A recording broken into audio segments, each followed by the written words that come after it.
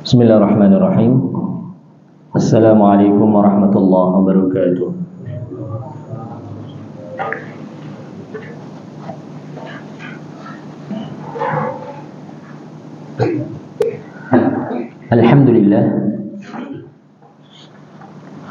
Alhamdulillahilladzi arsala rasulahu bil huda wa dinil haqq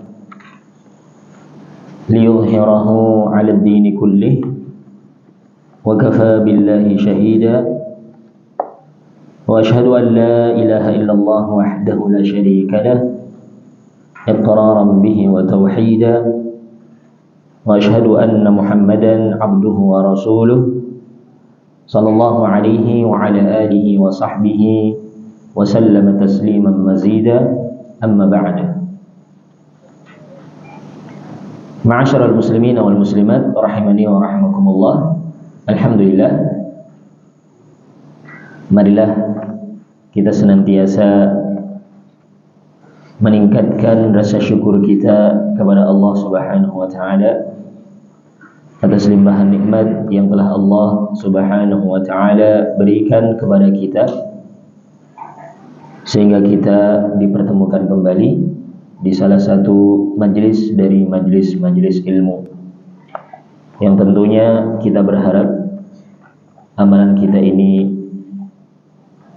menjadi sebab dimudahkannya jalan kita menuju ke surganya kelak. Salawat serta salam semoga tetap terlimpahkan kepada uswatun hasanah kita, suri teladan kita, baginda Nabi kita Muhammad sallallahu alaihi wasallam yang kita harap-harapkan syafaatnya di yaumul qiyamah kelak. Ma'asyiral muslimin wal muslimat rahimani wa rahimakumullah. Kita lanjutkan kembali kajian kita dari membaca kitab Al-Arba'un Haditsan fi Fadli La Ilaha Illallah. 40 hadis tentang keutamaan La Ilaha Illallah karya Syekh Muhammad Marzuq Ad-Da'jani hafizahullah ta'ala. Kita masih di hadis yang ke-11 dari kitab tersebut. Kita ulang kembali dari hadis yang ke-11 kitab Al-Arba'un Haditsan fi Fadli La Ilaha Illallah, yakni anna la ilaha illallah afdalu ma yasta'inu bihil mar'u 'inda nuzuli syada'id.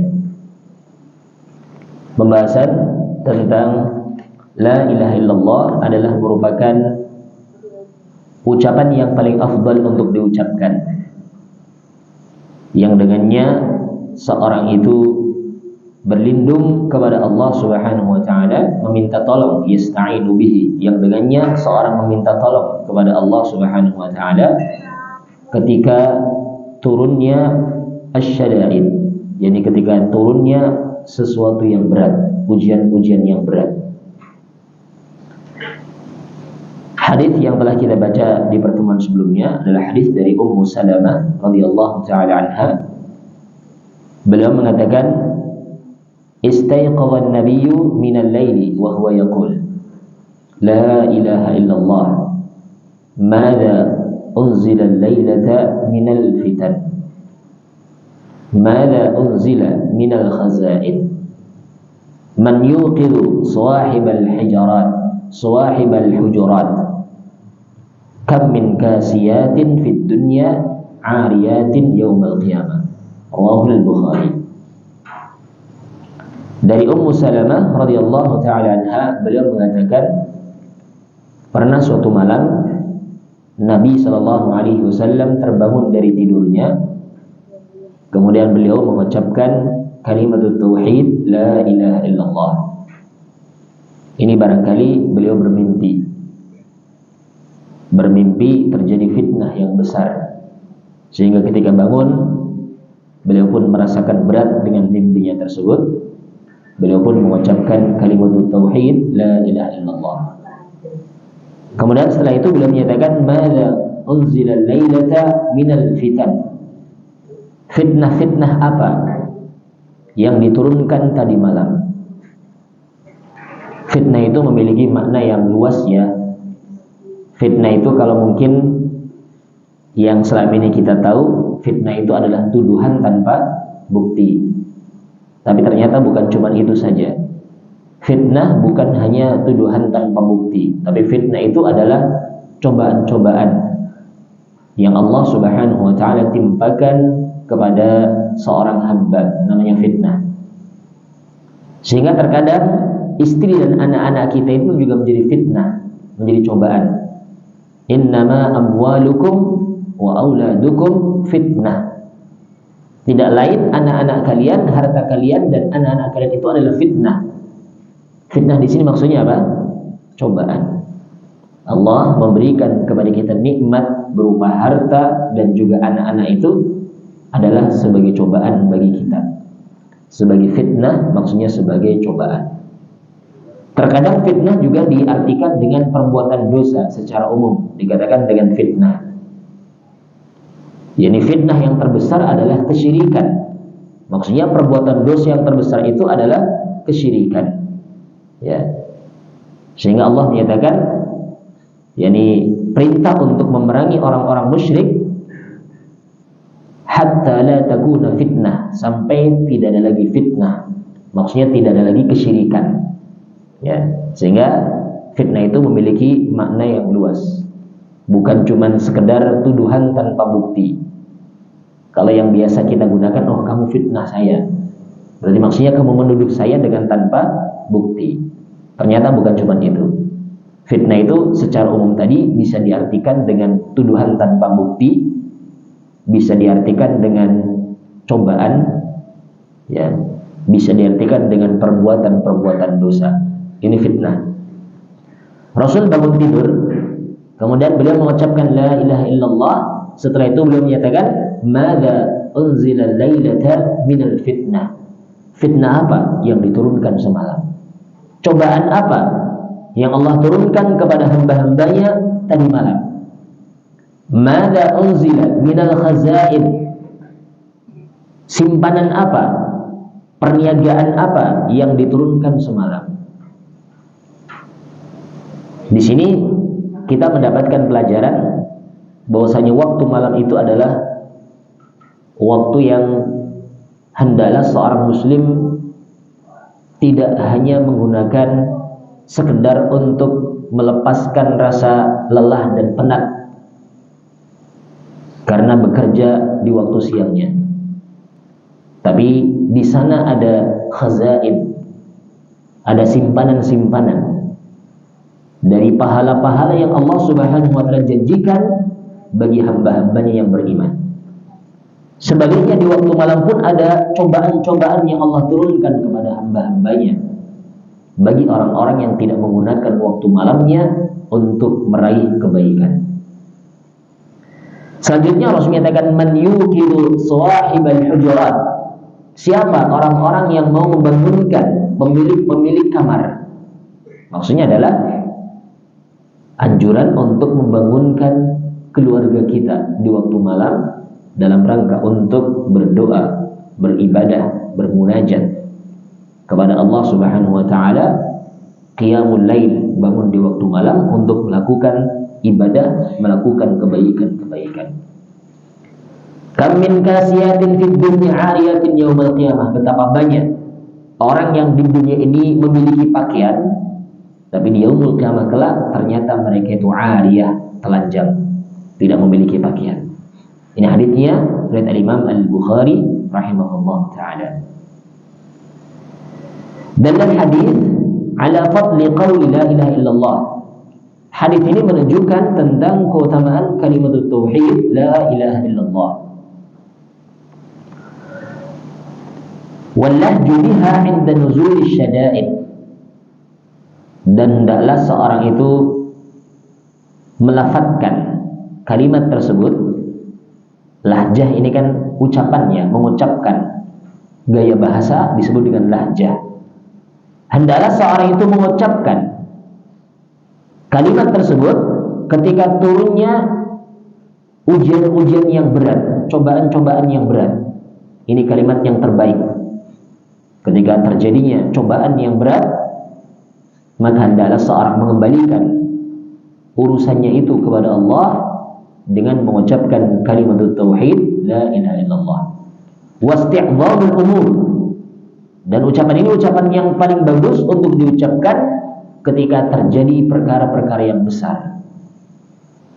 Rasulullah sallallahu alaihi wasallam beliau mengucapkan kalimat tauhid la ilaha illallah. Ini yang pertama. Kemudian yang kedua, wa min fawaidil hadis, di antara faedah dari hadis ini al-ikhbaru binuzulil fitani wa kathratiha. Kabar dari Ar-Rasul sallallahu alaihi wasallam di hadis tersebut akan turunnya fitnah dan banyaknya fitnah itu terjadi. Turunnya cobaan dan banyaknya cobaan yang terjadi terhadap kita. Oleh karena itu hendaklah kita senantiasa berlindung kepada Allah Subhanahu wa taala dari seluruh fitnah-fitnah yang ada. Banyak doa yang Rasul ajarkan kepada kita sebagai bentuk pelindungan kepada Allah dari fitnah-fitnah yang ada, dari cobaan-cobaan yang ada. Semisal contoh doa yang Rasul ajarkan kepada kita untuk dibaca di akhir salat kita setelah tasyahud akhir sebelum salam. Rasul memerintahkan kepada kita untuk berlindung dari 4 perkara. Allahumma inni a'udzubika min fitnatil qabri wa min fitnatin nari wa min fitnatil mahya wal mamat wa min fitnatil masihid dajjal. Ini 4 perkara. Ini cobaan. Ya Allah, sungguhnya aku berlindung kepada Engkau ya Allah dari fitnah kubur, dari cobaan kubur. Wa min fitnatin nar, wa min fitnati jahannam, dari fitnah neraka jahannam. Wa min fitnatil mahya wal mamat, dari fitnah, dari cobaan hidup dan mati. Wa min syarri fitnatil masihid dajjal, dan dari jeleknya cobaan ketika al-masihid dajjal turun ke dunia ini. Maksudnya Allah Subhanahu wa taala yang diberikan cobaan kepada hamba-hambanya terkait dengan hal tersebut. Nah, ini diantara contoh doa yang Rasul sallallahu alaihi wasallam ajarkan kepada kita sebagai bentuk perlindungan dari fitnah. Banyak ya.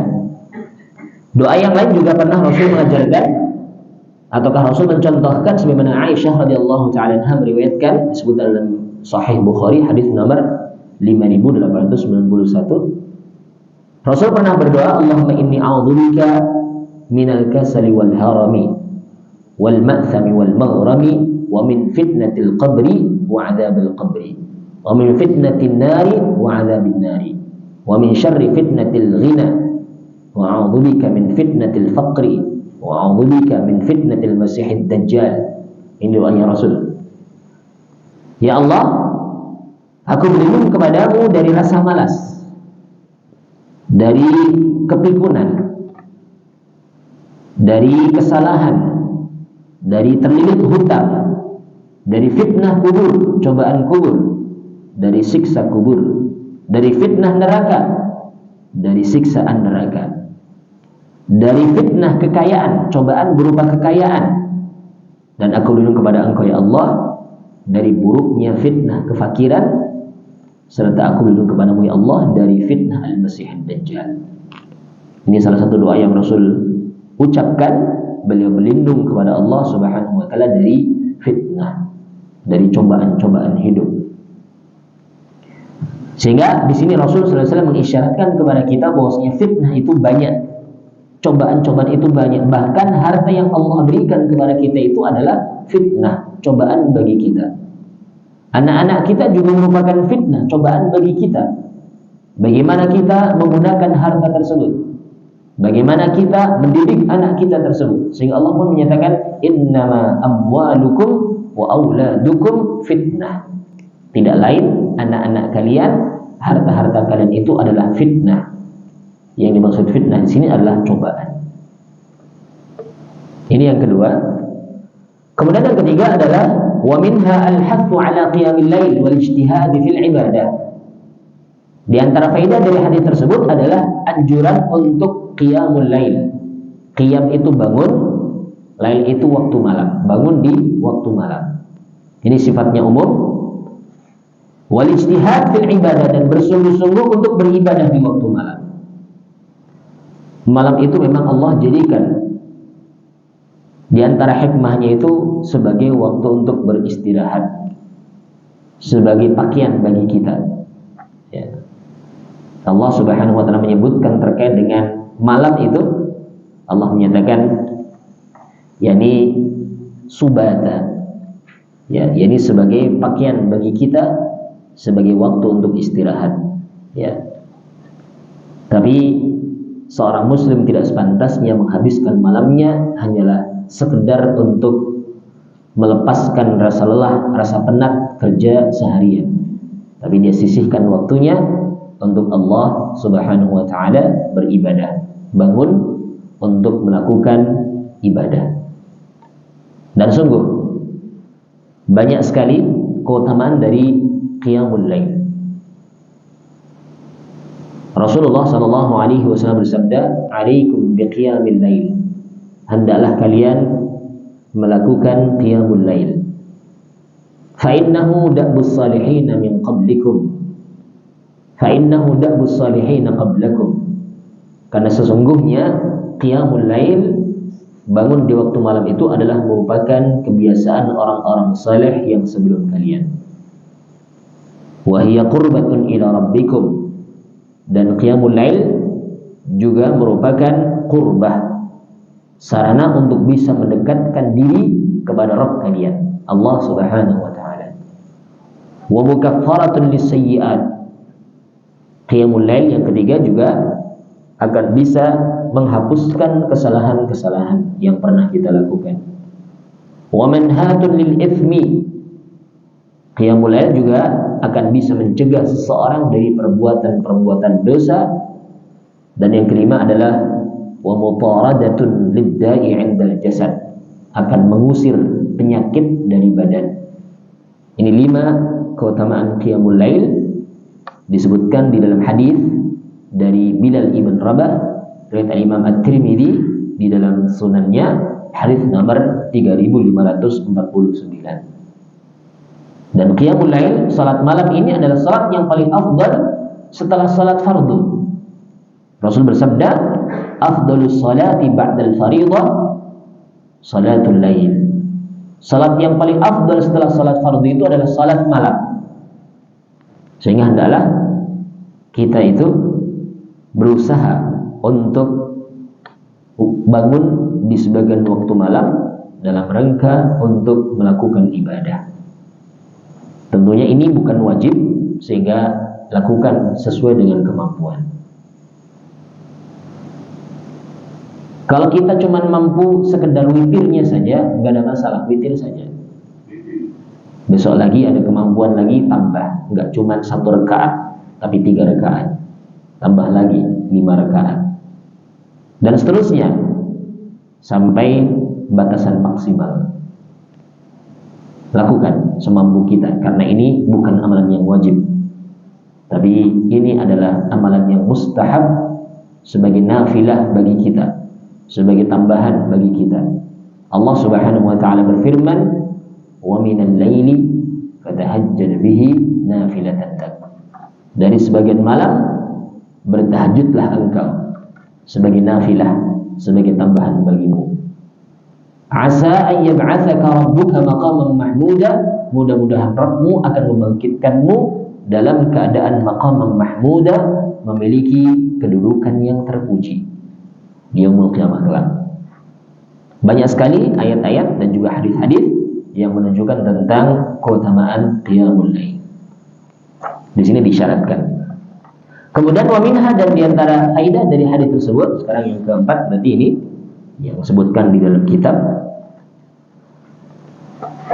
amara al-ahla bis-salati wal-iktsari min al-ibadah wal hathu 'alaiha.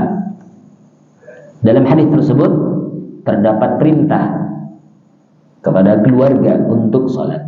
Hendaklah seorang suami itu perhatikan istrinya, memerintahkan istrinya untuk melakukan salat, memperbanyak ibadah, menganjurkan untuknya.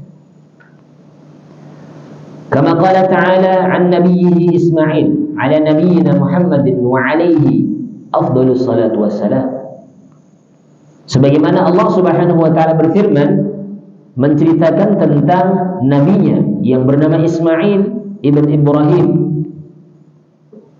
Allah menceritakan tentang Nabi Ismail kepada Nabi kita Muhammad sallallahu alaihi wasallam wa alaihi afdhalus salatu wassalam.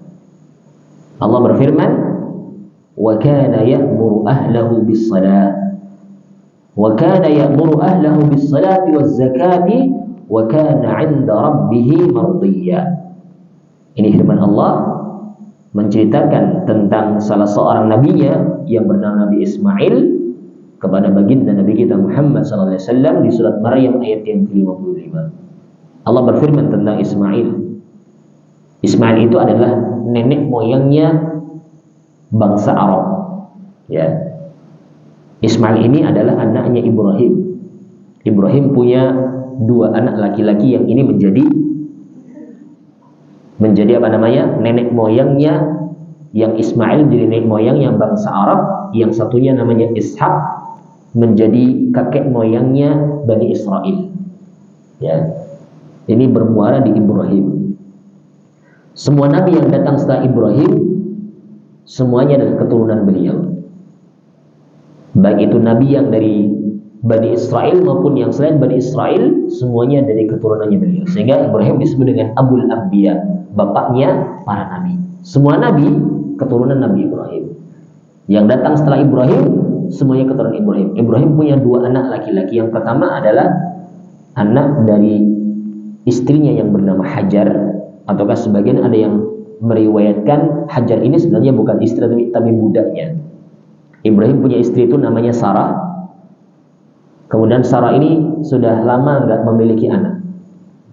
Akhirnya kemudian Sarah merelakan budaknya untuk dijadikan sebagai istrinya.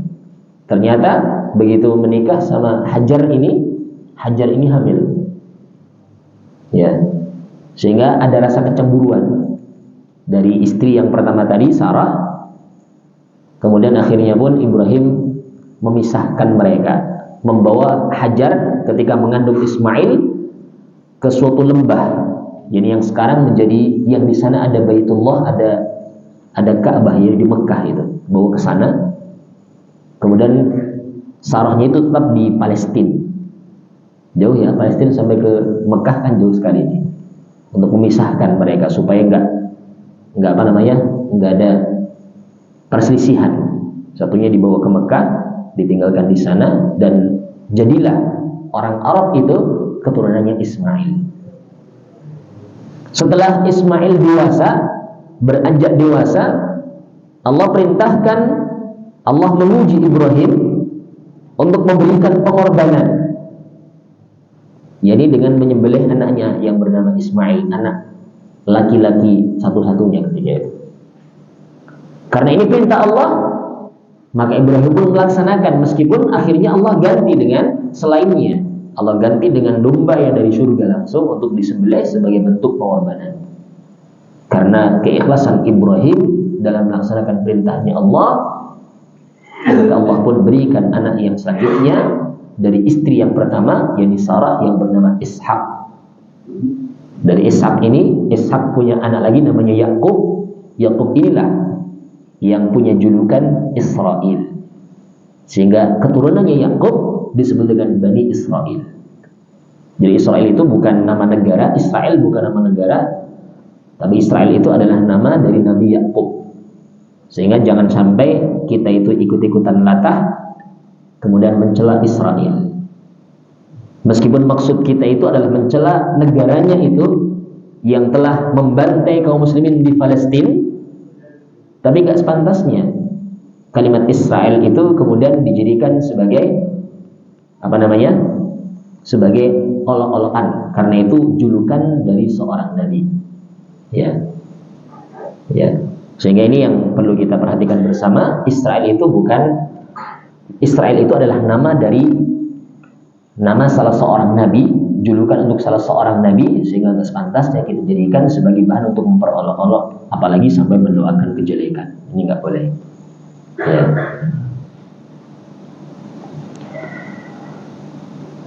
Allah menceritakan tentang Nabi Ismail, wa kana ya'muru ahlahu bis-shalah, dan beliau ini Ismail ini adalah orang yang memerintahkan keluarganya untuk salat. Waz-zakat, memerintahkan keluarganya untuk menunaikan zakat. Wa kana 'inda rabbih mardiyya, dan beliau adalah orang yang diridhai di sisi Rabb-nya. Beliau adalah orang yang diridhai di sisi Rabb-nya. Ini pujian Allah untuk Ismail ibn Ibrahim Al-Khalil alaihi wassalatu. Sehingga hendaklah kita contoh beliau ini dengan memerintahkan keluarga kita, anak-anak kita untuk melakukan salat. Bahkan di ayat yang lain pun Allah memerintahkan kepada kita, wa'mur ahlaka bis-salati waz-zakat wa'mur ahlaka bis-salati wastabir 'alaiha la nas'aluka rizqa nahnu narzuquk wal 'aqibatu lit-taqwa. Di surah Thaha ayat yang ke-132. Perintahkan keluargamu untuk melaksanakan salat dan bersabarlah di atasnya. Maksudnya bersabar ketika memerintahkan keluarga kita untuk satu, bersabar, karena memang perintah itu terkadang tidak langsung dilaksanakan. Sabar. La nas'aluka rizqa, kami enggak meminta darimu rezeki, bahkan nahnu narzuquk, kamilah yang telah memberikan rezeki kepada engkau, wal 'aqibatu lit taqwa, dan akibat kebaikan itu bagi orang-orang yang bertakwa. Sehingga hendaklah seorang suami itu perhatian dengan mengajak istrinya untuk salat. Seorang ayah itu perhatian untuk mengajak anak-anaknya menegakkan salat. Dan perintah seorang ayah kepada anak-anaknya untuk salat itu sejak umur 7 tahun. Meskipun dari sisi taklif mereka belum dikatakan sebagai orang, sebagai mukallaf, belum terkena beban syariat, belum ada kewajiban, belum ada larangan. Anak-anak itu sendiri ketika belum dewasa, belum baligh, ya, belum ada beban syariat, belum taklif, belum dikatakan sebagai seorang mukallaf, belum ada perintah, belum ada larangan. Tapi Rasul memerintahkan kepada kita para ayah untuk memerintahkan anak-anak salat itu sejak umur 7 tahun, melatih mereka sejak 7 tahun. Karena umur 7 tahun ini adalah umur seorang itu sudah mumayyiz. Mumayyiz itu adalah sudah bisa membedakan yang hak dengan yang batil, yang benar dengan yang salah, yang baik dengan yang buruk. Ini mulai umur 7 tahun. Disebut dengan usia mumayyiz. Ya. Rasul bersabda, "Muru auladakum bis-shalah wa hum abna'u sab'i sinin." Perintahkan anak-anak kalian untuk melaksanakan salat sejak mereka berumur 7 tahun. Ya. 7 tahun belum ada kewajiban bagi anak, tapi bagi kita orang tua itu ada kewajiban mengajari mereka, memerintahkan mereka, mengajak mereka anak-anak untuk salat. 7 tahun.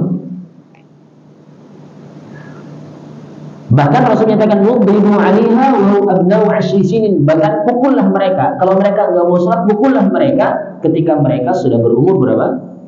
10 tahun. Boleh orang tua itu untuk menghukum anaknya ketika anaknya meninggalkan kewajiban. Peringatan keras dengan cara menghukum. Boleh. Rasul membolehkan hal itu. 10 tahun pun kalau anak laki-laki belum balik. Perempuan mungkin sudah. Karena kedewasaan anak itu kan lebih dahulu perempuan, ya. Kalau perempuan mungkin 9 tahun sudah balik. Laki-laki belum. Ya. Tapi tetap Rasul perintahkan ketika mereka meninggalkan kewajiban sholat, berikan hukuman supaya mereka tidak berani untuk meninggalkannya di waktu yang akan datang. Pukul. Pukul di sini bukan pukul untuk menyiksa, bukan untuk menyakiti, tapi hanyalah sebagai bentuk mengajarkan adab, takdib. Sehingga perlu menjelaskan darban ghairu mubarrih, pukulan yang tidak meninggalkan bekas. Pukulan bukan untuk menyakiti, tapi pukulan untuk menunjukkan kasih sayang. Mungkin pertanyaannya, masa sih mukul kok kasih sayang? Apakah bisa mukul dengan kasih sayang? Iya, bisa. Seorang ibu itu kan kalau meninabobokan bayinya kan sambil dipukuli, dipuk-puk maksudnya, ya, digoyang-goyang, dininabobokan sambil dia apa? Dipukuli, dipuk-puk. Ini pukulan kasih sayang ini, supaya bobo. Ninabobokan sambil dipuk. dipukul, sambil dipupuk. Ini maksud pukul ya. Jadi pukul itu jangan kemudian ditafsirkan dengan tafsiran negatif. Oh, kasihan ini, kejam ini. Tidak. Tapi pukulan yang penuh dengan kasih sayang. Ayo, kalau kamu nggak sholat, saya tabok kamu. Jadi kan pukulan yang penuh dengan apa? Kasih sayang. Ya, tabok ini kan beda. Tabok dengan posisi tangan seperti ini ya, kan nggak menyakitkan ya. Apalagi di bagian-bagian tertentu kan menyakitkan. Bukan seperti ini. Ya, seperti ini bukan kasih sayang, ini nyiksa ini. Nggak boleh seperti ini. Sama lah nggak boleh pukul seperti ini. Seperti ini saja. Ini kan nggak menyakitkan. Suaranya keras, kan keras ya, tapi nggak menyakitkan. Suaranya kan pok gitu kan, ya kan keras, tapi nggak menyakitkan. Ya. Ini beda ya pukulannya. Ini pukulan yang penuh dengan kasih sayang. Orang tua boleh ketika anaknya meninggalkan kewajiban kasih hukuman. Kan anak sudah takut ini. Kalau ayahnya ayo nanti nggak sholat saya tabuk, sudah takut ini. Akhirnya iya. Seperti itu keadaan anak-anak kecil. Dilatih untuk sholat sejak mereka berumur 7 tahun. 10 tahun nggak sholat juga, kasih hukuman, kasih ancaman, supaya mereka di waktu yang akan datang tidak bermudah-mudahan meninggalkan kewajiban. Ini perintah. Demikian pula para suami hendaklah mereka mengajarkan kepada istri-istri mereka untuk melakukan kewajiban berupa salat. Yang paling penting adalah salat. Karena salat ini adalah amalan yang pertama kali akan dihisab di yaumul qiyamah kelak. Sekaligus ini merupakan amal yang menentukan selamat ataukah tidaknya dia. Rasul bersabda, "Inna awwala ma yuhasabu bihil 'abdu yaumal qiyamati min 'amalihi salatuhu. Fa in salahat faqad aflaha wa anjaha wa in fasadat faqad khaba wa khasara." Rasul bersabda, sesungguhnya sesuatu yang pertama kali akan dihisab di yaumul qiyamah kelak dari amalan seorang hamba adalah salatnya. Fa in salahat faqad aflaha wa anjaha. Kalau seorang salatnya baik, faqad aflaha wa anjaha, maka sungguh dia pasti akan aflah, mendapatkan kemenangan, masuk ke dalam surga, wa anjaha, dan selamat dari api neraka. Ini jaminan bagi orang yang salatnya bagus, disiplin, tertib. Tapi sebaliknya orang yang salatnya rusak, wa in fasadat, dan apabila seorang salatnya itu rusak asal-asalan, tidak disiplin, tidak tertib ya, Rasul menyatakan faqad khaba wa khasara, maka sungguh dia itu khaba wa khasara, celaka dan merugi. Nauzubillah. Sehingga perintahkan keluarga kita, wa'mur ahlaka bis shalah, perintahkan keluargamu untuk melaksanakan salat. Allah memberikan rahmat kepada suami maupun istri yang mereka membangunkan pasangannya dalam rangka untuk melaksanakan qiyamul lail, dalam rangka untuk melakukan salat malam. Ini romantisme di dalam suatu keluarga, saling membangunkan. Rasul bersabda, rahimallahu rajulan qama minal laili fasalla wa ayqadha imra'atahu fa in abat nadha fi wajhiha alma. Semoga Allah merahmati seorang laki-laki yang bangun di waktu malam, kemudian dia pun melaksanakan sholat malam, dan setelah itu dia membangunkan istrinya. Kalau ternyata istrinya enggan bangun, nadha fi wajhiha alma, dia perciki air di wajahnya. Dek, bangun dek, sholat. Dibisiki, jangan tidur terus ya. Bangunkan istri kita untuk sholat ya. Bukan diguyur ya, diperciki air saja. Kita habis wudu kan tangan masih basah mungkin ya, ada sedikit sisa air, perciki sambil dibisikin, ayo bangun. Kita hidup ini bukan cuma di dunia saja, kita butuh bekal untuk menghadapi kehidupan akhirat. Bangunkan. Karena inilah tambahan amalan salat kita sebagai bekal menghadapi yaumul akhir. Seperti itulah Rasul mendoakan rahmat bagi mereka. Sebaliknya Rasul menyatakan rahimallahu ra'atan qamat minal laili fasallat wa ayqadat zawjaha fa in aba nadhat fi wajhihi al-ma. Semoga Allah merahmati seorang perempuan, ini seorang istri yang dia bangun di waktu malam untuk melakukan salat. Kemudian dia pun membangunkan suaminya. Kalau suaminya enggan bangun, dia ambil air, perciki di wajahnya air. Ini kan perjuangan dalam melakukan ketaatan. Ya, ini romantisme di dalam suatu keluarga. Karena kita nggak ingin bersama dengan pasangan kita cuma di dunia saja. Kalau orang Jawa kan mengistilahkan dengan garwo. Garwo itu apa? Sigara nyewo. Kalau kita masuk surga sementara istri kita terjerumus dalam neraka, apakah kita akan merasakan kebahagiaan? Kan tidak. Sebagaimana ketika kita mendapatkan kenikmatan sementara istri kita itu mendapatkan siksaan. Kan kalau dia mengaku sebagai garwo sigara nyewo itu tadi ya, dia pun akan merasakan kegalauan. Wah, istri saya sakit, nggak tenang. Apalagi ini istrinya dibakar di neraka, kok dia riau saja di surga? Kan nggak akan merasakan kebahagiaan. Maka dia pun ingin kebahagiaan itu bukan cuma di dunia saja, tapi sampai di akhirat. Bagaimana caranya? Caranya dengan cara mengajak mereka untuk melakukan amalan soleh, memperbanyak amalan soleh. Ajak mereka. Jangan jadi seorang suami yang egois. Egois bagaimana sih? Dia cuma melakukan kebaikan untuk dirinya, tapi dia nggak ngajak-ajak istrinya untuk melakukan kebaikan pula. Kan namanya egois. Dia cuma bangun sendirian, dia nggak mau bangunkan istrinya. Berarti kan egois dia. Cuma ingin dapat pahala sendiri, tidak ngajak-ajak orang, tidak ngajak-ajak istrinya, nggak ngajak-ajak anaknya. Ajak. Supaya nanti ketika kita pun mendapatkan kenikmatan berupa surga, anak istri kita pun bersama kita di surga kelak. Ini harapan yang terbesar kita. Ajak keluarga kita, perintahkan keluarga kita untuk melakukan salat. Wa'mur ahlaka bis-shalah wastabir 'alaiha.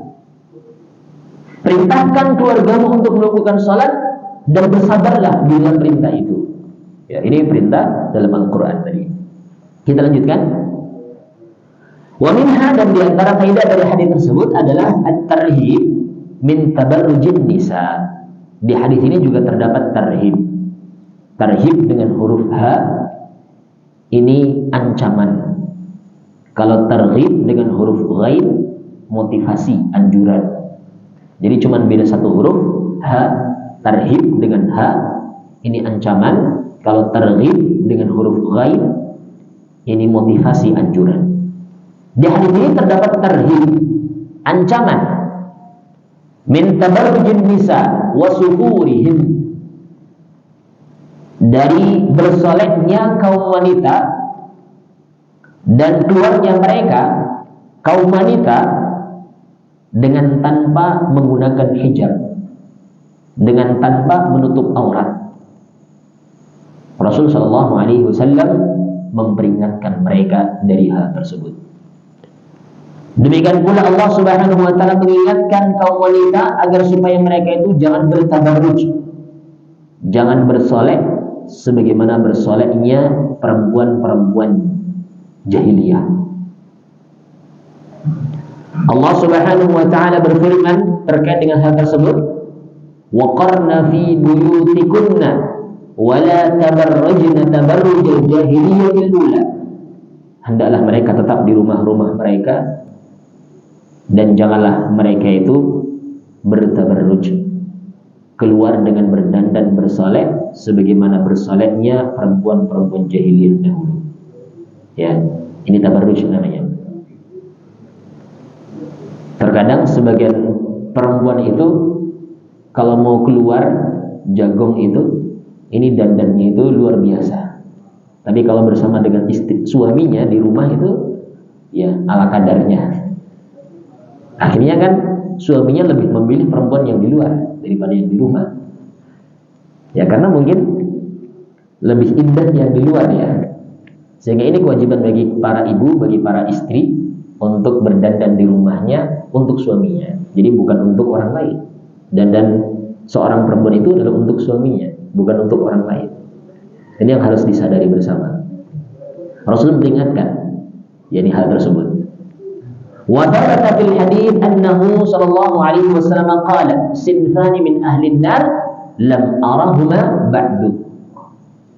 Rasul pernah bersabda ada dua golongan dari kalangan ahli nar yang aku belum pernah melihat sebelumnya. Di zamannya Rasul belum ada tabarruj. Sebelumnya jahiliyah ada. Di zamannya Rasul ketika Islam sudah merasuk ke dalam jiwa-jiwa kaum muslimin, tabarruj tidak ada. Karena Allah perintahkan untuk yakni berjilbab, ya. Sebagaimana Allah Subhanahu wa taala berfirman, ya ayyuhan nabi qul li azwajika wa banatika wa nisa'il mu'minin yudnina 'alaihinna min jalabibihin. Ini jilbab kan salah satu solusi dari bertabarruj. Ditutup keindahan-keindahannya dengan jilbab. Ya. Setelah ada ayat itu, kaum muslimah pun mereka menutup aurat-aurat mereka dengan menggunakan jilbab. Ya. Rasul menyatakan ada dua golongan termasuk dari ahli nar yang aku belum pernah melihat sebelumnya. Di antaranya yang pertama, Rasul bersabda, ya, di sini nggak disebutkan, tapi saya sebutkan supaya lebih lengkap, ya. Qaumun ma'ahum siyar ka'adnabil baqar yadribuna biha an-nas. Sekelompok kaum yang bersama mereka ada cambuk seperti ekor-ekor sapi, yang mana mereka menggunakan cambuk tersebut untuk memukuli manusia. Kaum yang kejam, kaum yang suka menyiksa. Ini golongan yang pertama. Para pemimpin yang kejam, yang mereka itu menyiksa rakyatnya. Ini yang pertama, tidak akan masuk surga mereka ini. Kemudian yang kedua adalah wanisa'un kasiyatun 'ariyat mumilatun ma'ilat ru'usuhunna ka'asnamatil jurbil ma'ilah la yadkhulunnal jannah la yadkhulunnal jannah la yadkhulunnal jannah wa la yajidna rihaha wa inna rihaha la yujadu min masirati kada wa kada. Rawahu Muslim.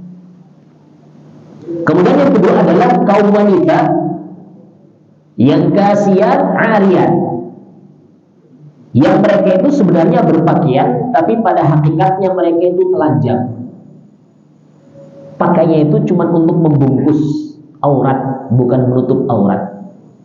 Jadi beda, ya, membungkus sama menutup. Kalau membungkus itu kan masih nampak keindahan-keindahan tubuhnya.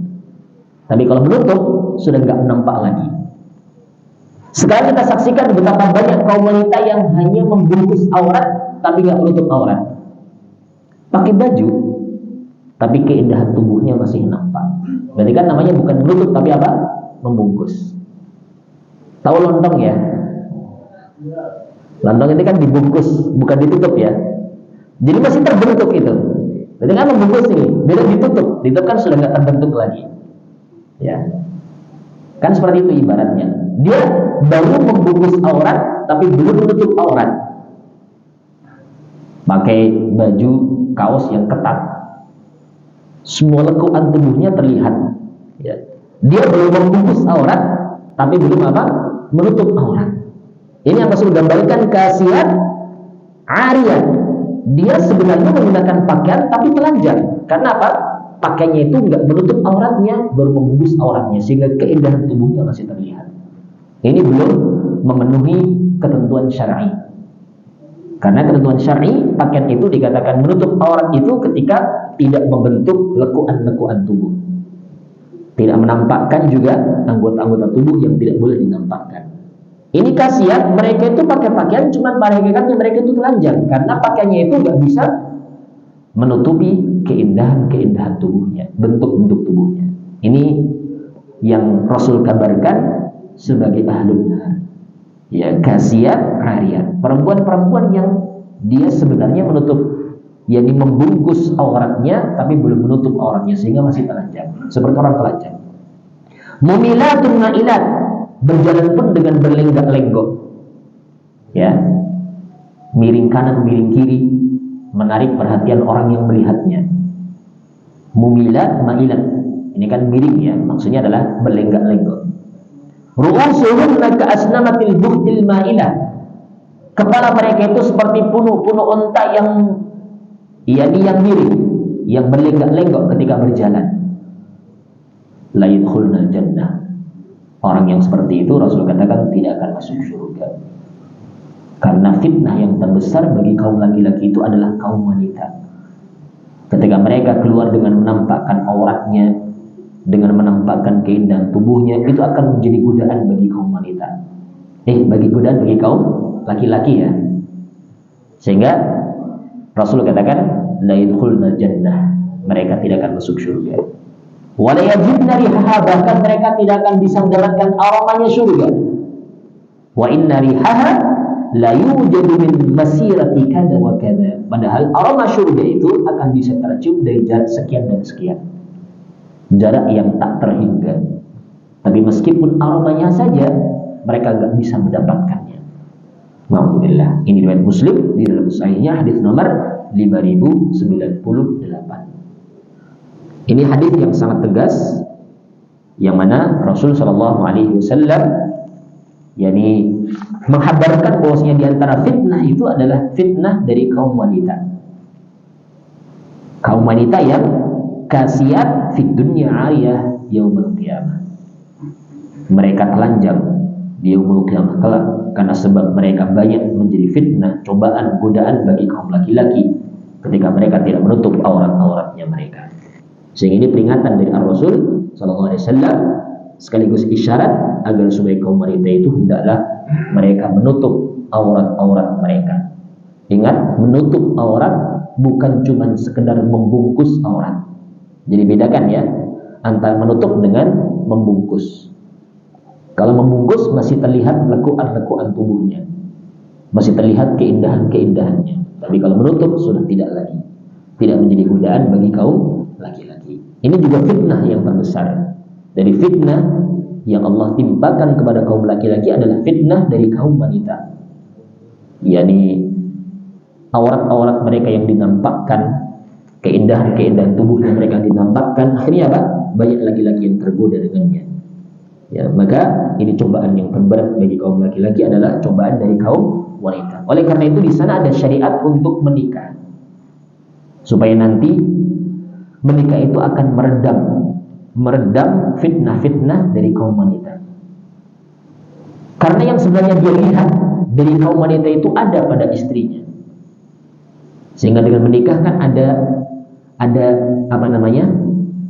objek untuk melampiaskan syahwatnya dalam yang halal. Ya, kalau tidak ada istri, tentunya ini akan menjadi fitnah lebih besar lagi. Mungkin di luar tergoda, tapi balik ke rumah, datang ke rumah, dia ternyata punya sebagaimana apa yang di luar tadi. Kemudian dia tunaikan dalam perkara yang halal, itu pun akan bernilai pahala. Sehingga Rasul pun menyatakan wa fi bud'i ahadikum sadaqah. Yani dalam kehormatan istri kalian juga ada sedekah. Maksudnya adalah ketika seorang laki-laki, seorang suami menggauli istrinya sebagai bentuk untuk menjaga kehormatannya, menjaga harga dirinya dari melakukan perbuatan dosa, maka itu adalah sedekah yang mana seorang akan mendapatkan pahala dengannya. Semakin sering seorang suami memberikan nafkah batin kepada istrinya, berarti semakin banyak apa? Sedekahnya, semakin banyak pahalanya. Karena dia menunaikan dalam perkara yang halal. Sebagai bentuk meredam fitnah di luar sana, kemudian di rumah dia tunaikan dengan pasangan syahnya. Maka ini pahala. Ini solusi di dalam syariat dari fitnah-fitnah kaum wanita. Maka adanya ikatan pernikahan. Adanya ikatan pernikahan solusi yang ditawarkan di dalam Islam untuk meredam dari fitnah-fitnah kaum wanita. Ini perkara yang halal. Ini satu hadis dulu yang bisa kita sampaikan. Insyaallah untuk hadis-hadis yang lainnya kita akan lanjutkan di pertemuan yang lain. Sebelum kita tutup, silakan barangkali ada pertanyaan. Ya, Allah.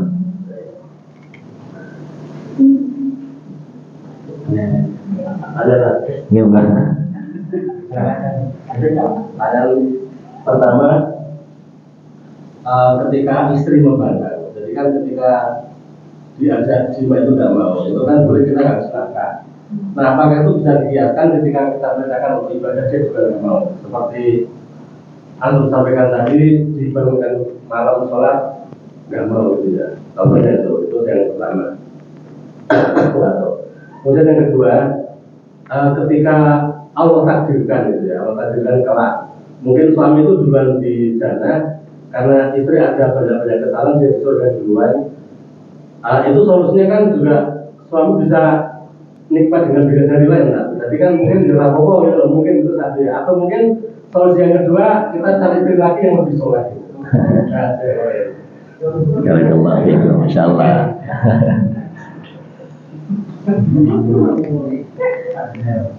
Terkait dengan nafkah itu kewajiban bagi suami ya. Adapun menahannya itu tentunya dibolehkan dalam kadar sebagai bentuk peringatan saja, tapi nggak seluruhnya. Sekadar yang memang hal itu bisa membuat mereka jera. Tapi nafkah yang pokok nggak boleh. Kebutuhan sandang pangan papan ini nggak boleh, karena ini kewajiban. Adapun yang selebihnya yang kebutuhan yang sekunder tadi kan primer ya, yang pokok itu nggak boleh ditahan, karena itu hak. Tapi kalau yang sekunder, nanti kamu nggak kasih uang pulsa, boleh ditahan. Ketika nggak taat mungkin, nanti kamu nggak saya kasih uang skincare, ya, ditahan boleh, karena itu kan bukan kebutuhan pokok ya, kebutuhan tambahan. Tapi kalau nanti kamu nggak saya kasih makan, ini nggak boleh, karena setiap orang itu butuh makan. Kamu nggak boleh tinggal di rumah ini, nggak boleh. Sama halnya dengan menceraikan ya. Kalau dia niatnya cerai jatuh talak, ya, nggak boleh ini, karena ini kebutuhan pokok. Sandang, pangan, papan ini nggak boleh ditahan. Tapi kalau untuk yang selebihnya, kebutuhan yang sekunder boleh untuk peringatan. Kamu nggak manut, nggak taat sama saya, nggak mau bangun untuk sholat, kasih peringatan. Nanti kamu nggak saya ajak piknik, boleh ya. Kan berat ini. Nanti kamu nggak saya ajak shopping, ya. Boleh seperti itu. Ya. Ini kan peringatannya supaya nanti kedepannya lebih lebih baik lagi. Ya. Supaya sama-sama bersinergi untuk bisa saling mengingatkan dalam amalan saleh. Ini yang pertama itu ya. Jadi bolehnya kebutuhan yang sekunder, tapi yang primer nggak boleh, karena itu haknya mereka. Bahkan ketika istri sudah dicerai pun, selama itu masih dalam masa iddah, bukan talak 3 ya, talak 1, talak 2, masih ada hak untuk tinggal di rumahnya, dapat nafkah, jadi dalam artian dapat makan, dapat tempat tinggal, dapat pakaian masih. Kalau sudah talak 3 baru nanti dia sudah putus kewajiban suami. Ya. Apalagi kalau cuma sekedar, ya ini mungkin ya sedikit membantah ataukah sedikit tidak taat. Ya maka tentunya mereka tetap punya hak untuk hal itu. Cuman tadi boleh menahan dari kebutuhan-kebutuhan yang sifatnya itu sekunder, bukan pokok. Allah a'lam. Ini yang pertama.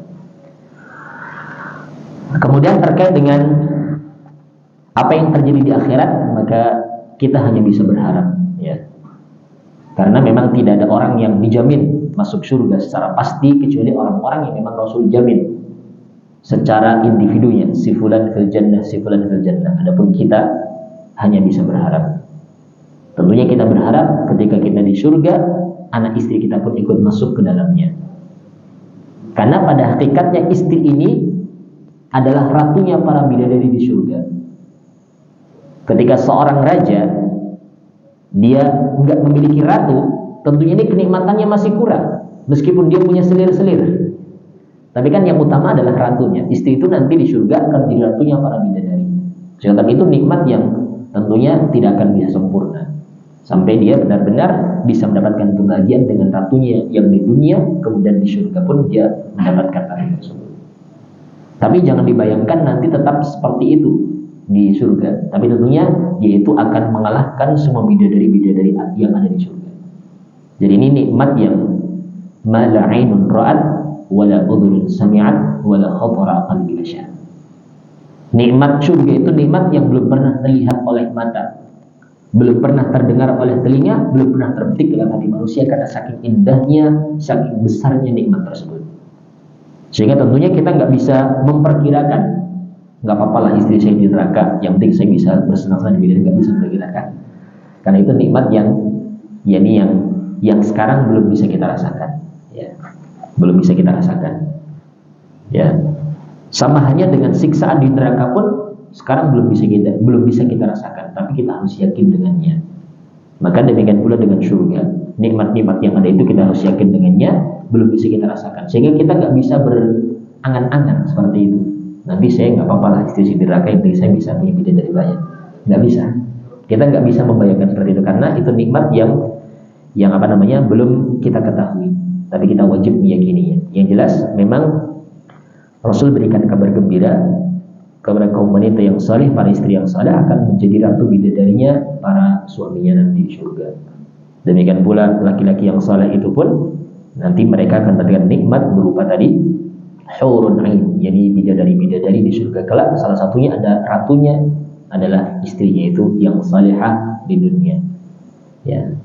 Kecuali kalau memang seorang sudah berusaha mengajak istrinya untuk beramal saleh, kebaikan-kebaikan, kemudian mereka tidak mau, ya sudah, nanti Allah ganti yang lebih baik dari apa yang dia tinggalkan di dunia karena Allah. Ya, dalam artian yaitu sudah lepas tanggung jawab. Jangankan kita, Nabi saja, Nabi Nuh, Nabi Lut, ini istrinya bukan istri yang salehah. Beliau berdua ini punya istri, Nabi Nuh, Nabi Lut punya istri, tapi bahkan istrinya itu menjadi percontohan perempuan-perempuan yang kafirah, ahlun nar, naudzubillah. Ini istri Nabi. Ya. Allah menyatakan Daraballahu mathalan lilladzina kafaru imra'ata Nuhin wa imra'ata Lut kanata tahta 'abdayn min 'ibadina salihain fakhanatahuma falam yughniya 'anhuma min Allah syai'an wa qila adkhulan nar ma'ad dakhilin. Berarti kan istri Nabi dikatakan udkhulan nar ma'ad dakhilin, masuklah engkau berdua ke dalam neraka bersama orang yang memasukinya. Ini istri Nabi. Ketika tidak salihah, mereka pun masuk dalam ahlun nar. Maka demikian pula ada mungkinnya kalau kita punya istri ternyata bukan istri yang salihah, berarti kan nanti sudah putus hubungan antara kita dengan mereka. Maksudnya ketika mereka kafirah, tidak beriman kepada Allah, maka sudah tidak ada harapan lagi untuk bisa bersama di akhirat kelak. Tapi selama mereka masih muslimah, meskipun mungkin terkadang melakukan kemaksiatan, terkadang sulit diajak ibadah, tapi masih ada keimanan dalam hatinya, kita bisa jadi syafaat bagi mereka.